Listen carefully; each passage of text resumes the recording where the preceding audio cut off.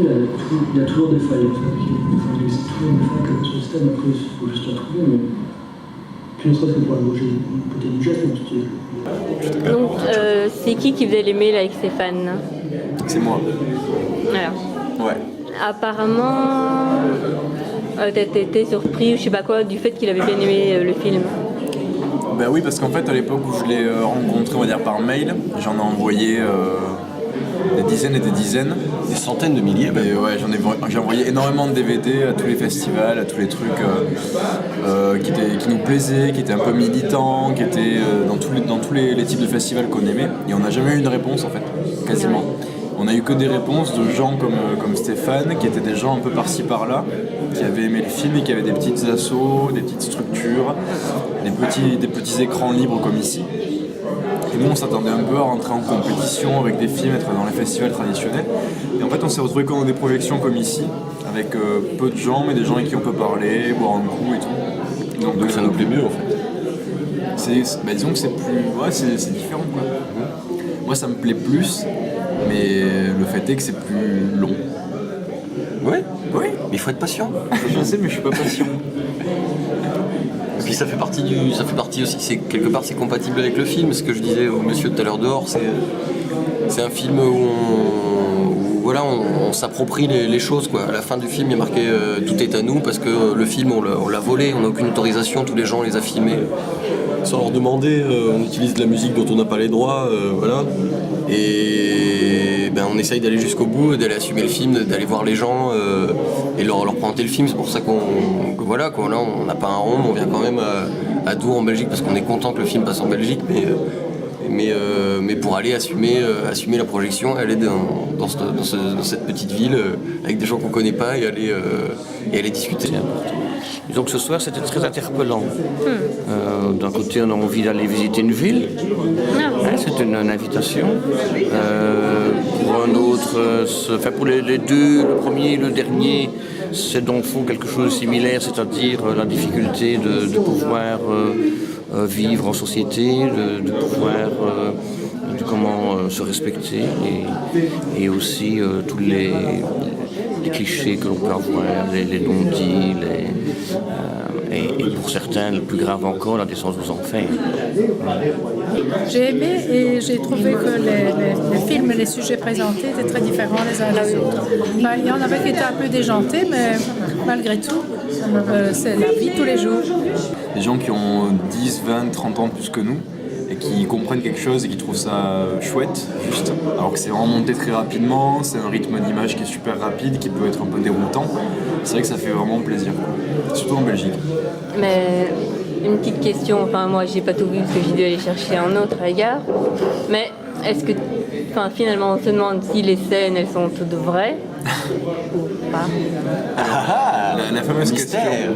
La fameuse question en fait, vous me dites si je me trompe, vous me coupez. En fait, t'étais à côté de la plaque. excuse-moi. Toutes les premières projections sont centrées autour de cette question-là, souvent à savoir qu'est-ce qui est vrai, qu'est-ce qui est faux.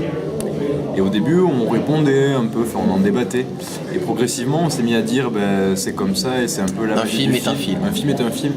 Et se la péter quoi, c'est ce que t'es en train de dire. Quand les gens voient un film au cinéma, ils se demandent pas forcément qu'est-ce qui est vrai, qu'est-ce qui est faux, parce que juste ils voient un film. Et nous, ça a beau être ancré dans la réalité, on considère que c'est juste un film et on n'a pas trop envie de dévoiler qui est quoi, parce que c'est un peu casser la magie de l'histoire, quoi. On a raconté une histoire, donc quand on raconte un petit conte aux enfants, ils demandent pas le curriculum vitae du loup, quoi.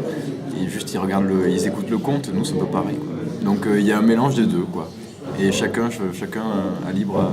Tout est vrai, tout est faux tout le temps, avec des parts plus ou moins importantes de vraititude ou de fautitude. Démerdez-vous avec ça. C'est très vrai vu que c'était dans nos têtes à l'époque, donc si c'était dans nos têtes, c'est que c'était déjà un peu vrai. Et moi je trouve que c'est vraiment un documentaire en fait. Mais c'est un épicier.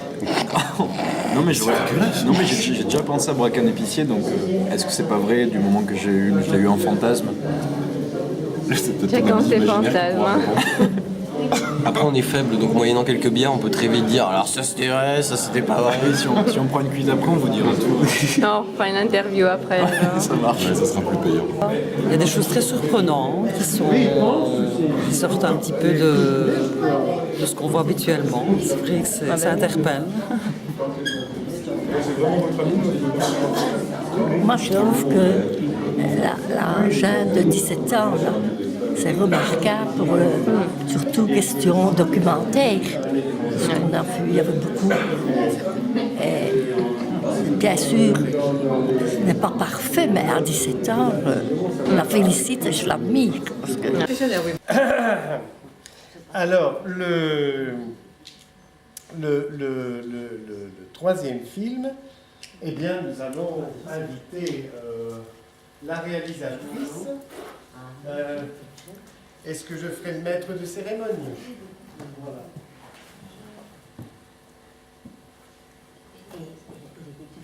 Elle a 17 ans.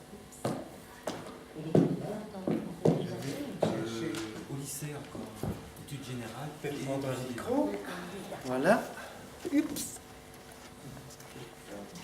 Voilà. Voilà. Eh bien, tu vas nous parler de Lyon. Oui, effectivement. Donc, je me présente d'abord. Je m'appelle Pounam, j'ai 17 ans. Je suis en études seconde générale au lycée à Paris, en option cinéma. Et donc, le film que je vais vous présenter maintenant a une longue histoire. Il parle de la ville de Lyon. Ce projet est parti au départ de ma passion pour la Seconde Guerre mondiale, dont on a vu des extraits de films tout à l'heure, d'ailleurs. Et ce film, en fait, j'étais passionnée de la Seconde Guerre mondiale et j'ai fait des recherches et je me suis rendu compte qu'il y avait une grande personne de la Résistance qui avait à peine 3 ans de plus que moi à cette époque-là, et c'est Lucie Aubrac, qui est partie avec son mari à Lyon se réfugier quand les nazis ont occupé Paris. Ensuite, j'ai essayé de savoir un petit peu plus de ce qu'elle faisait à Lyon.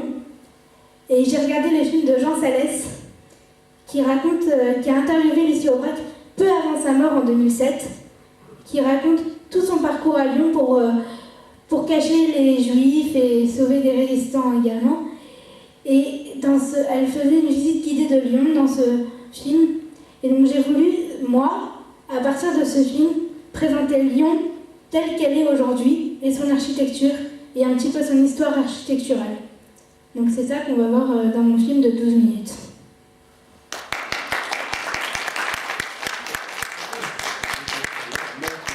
Ben voilà, donc votre fille, elle est jeune, elle a 17 ans, elle est à l'école et elle fait du cinéma, elle est contente d'être venue ici? Ah, elle est très heureuse. D'abord, c'est en dehors de nos frontières, Oui. avec des passionnés de cinéma. Oui. Donc elle est contente de partager effectivement cette passion. C'est un film qui me tient à cœur. J'ai mis 2 ans à le faire. Donc, entre le moment où j'ai commencé à l'écrire, à l'imaginer, à faire des recherches sur internet sur la ville, et le moment où je suis partie à Lyon. Ensuite, j'ai mis 1 an et demi à faire le montage parce que je ne trouvais pas le fil de l'histoire. Et c'est après avoir rencontré un sociologue qui travaille à l'université Lyon 1, qui m'a un petit peu raconté en détail l'histoire de Lyon, que j'ai réussi à monter et à réaliser ce film. Voilà.